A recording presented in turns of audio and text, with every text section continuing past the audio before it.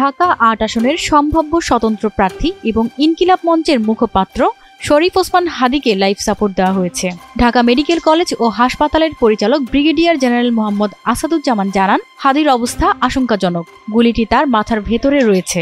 আজ দুপুরে রাজধানীর বিজয়নগরের বক্স কালভার্ট এলাকায় দুপুর ২টা ২৫ মিনিটের দিকে একটি মোটরসাইকেলে করে দুর্বৃত্তরা এসে হাদীকে লক্ষ্য করে গুলি ছুড়ে পালিয়ে যায়। গুলিবিদ্ধ হওয়ার সময় শরীফ ওসমান হাদীর পেছনের রিকশায় ছিলেন মোহাম্মদ রাফি। তিনি ওসমান হাদীর গুলিবিদ্ধ হওয়ার ঘটনার বর্ণনা দিয়ে বলেন, জুমার নামাজ শেষে আমরা রিকশায় করে হাইকোর্টের দিকে আসছিলাম।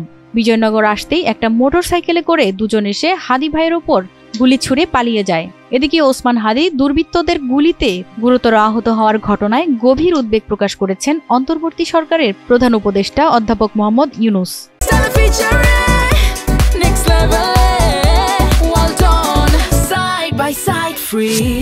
একই সঙ্গে প্রধান উপদেষ্টা আইন শৃঙ্খলা রক্ষাকারী বাহিনীকে দ্রুত ও ব্যাপক তদন্ত চালিয়ে হামলায় জড়িত সবাইকে শনাক্ত করে আইনের আওতায় আনার কঠোর নির্দেশ দিয়েছেন।